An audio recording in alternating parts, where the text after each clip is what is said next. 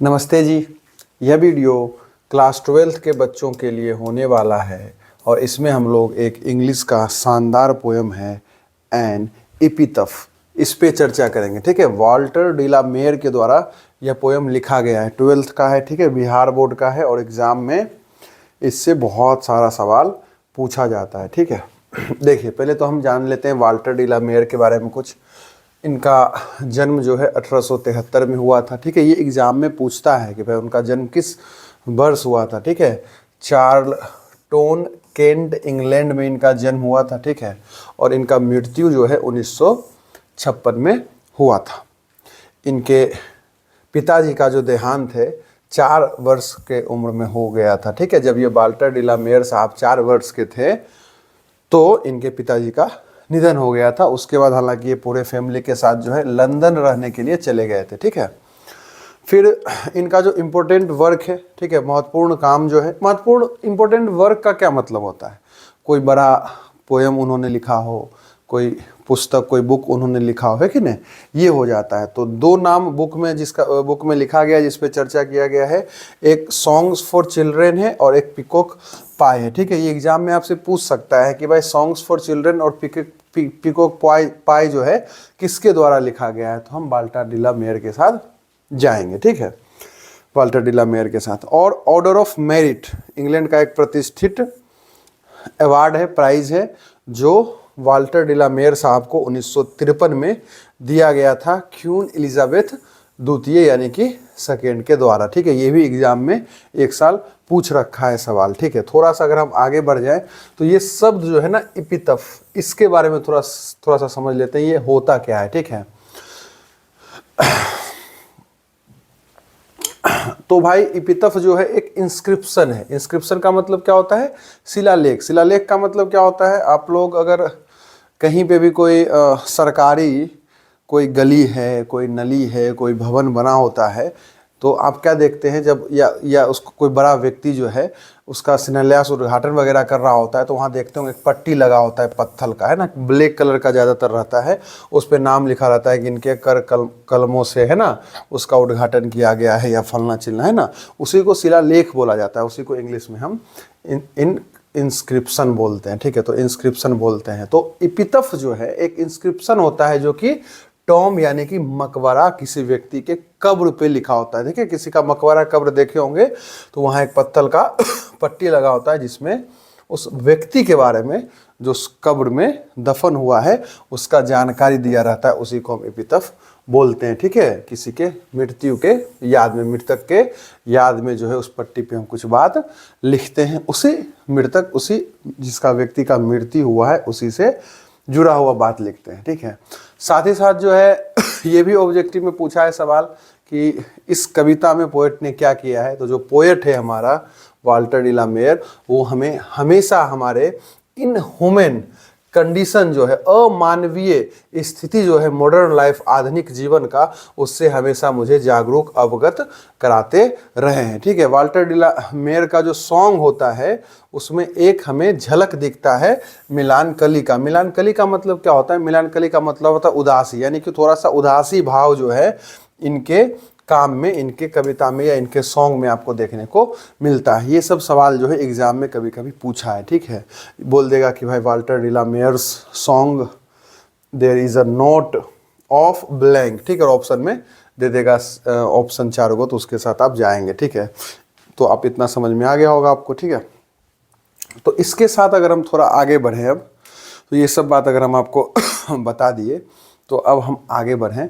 ठीक है, एक चीज़ और याद रख सकते हैं कि वाल्टर डी ला मेयर को चिल्ड्रेंस पोएट भी कहते हैं। ठीक है, तो अगर आपसे पूछ लिया जाए who is known as children's poet, तो हम वाल्टर डी ला मेयर के साथ जाएंगे। ठीक है, इस पोयम पे आइए, यही हमारा पोयम है, मात्र 7 लाइन का ये हमारा कविता है या पोयम है। ठीक है, इसका बेसिकली बैकग्राउंड क्या है, थोड़ा सा अगर आप समझना चाहें तो इसका बैकग्राउंड ये है कि जो पोएट है, ठीक है, एक कब्र के पास गया है, एक कब्र के पास खड़ा है, बैठा है। ठीक है, और वहाँ उस कब्र में एक औरत दफन है और उस औरत के याद में जो है कभी कुछ बोल रहा है, उसकी याद में, या उस औरत के बारे में कभी हम लोगों से कुछ बात बता रहा है। ठीक है, तो बोलता है कि here lies a most beautiful lady, यहाँ कब्र के पास खड़ा है तो उस कब्र के बारे में हमें बता रहा है, उस कब्र में एक औरत पड़ी हुई, उसके बारे में हमें बता रहा है कि here lies a most beautiful lady, मतलब यहाँ सबसे सुंदर lady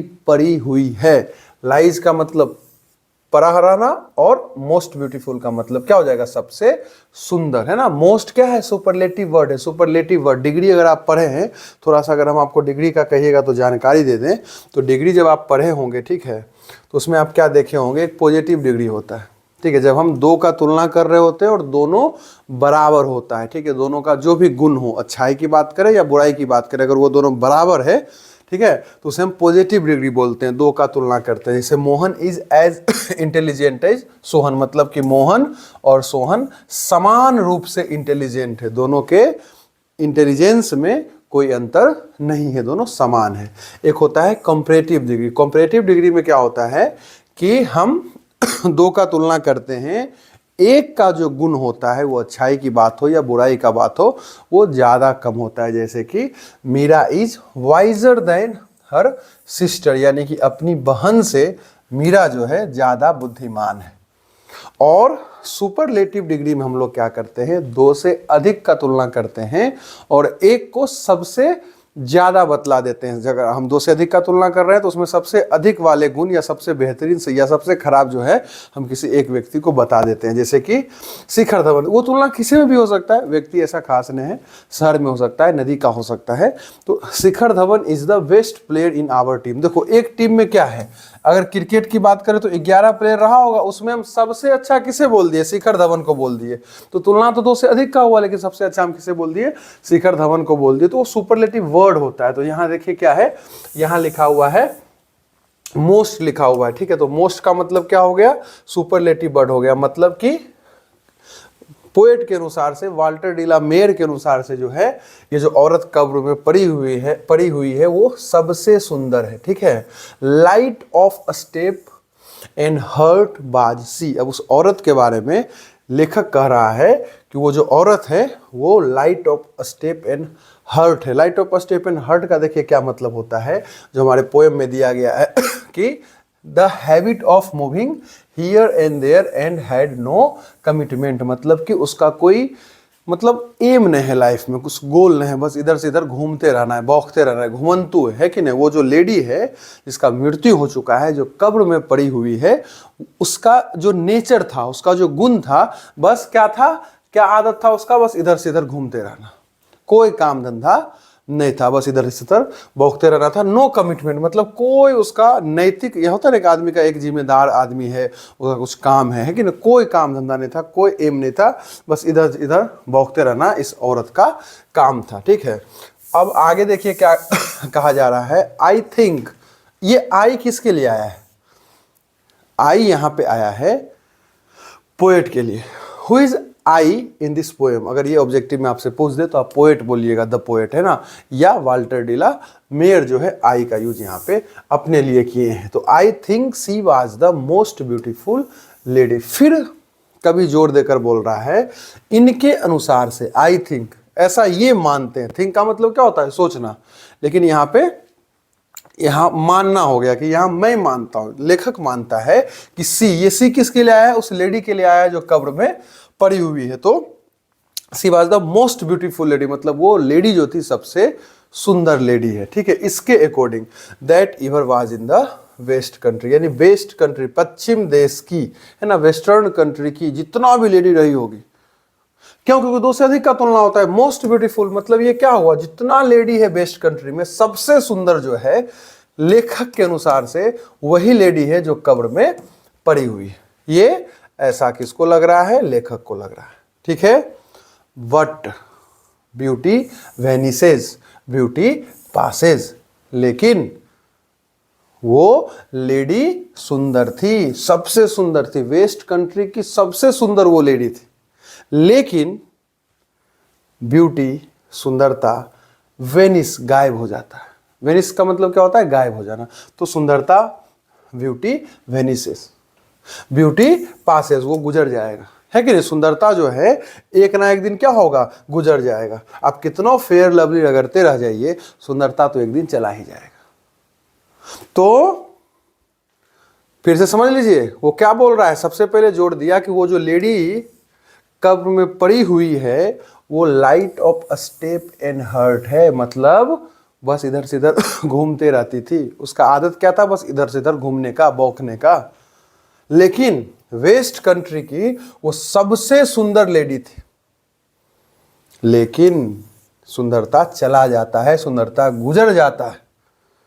how ever rare rare it be, वो कितनों रेयर क्यों ना हो, आपकी भाषा में बोले तो वो कितनों आलिया भट्ट या कटरीना कैफ की तरह क्यों ना हो।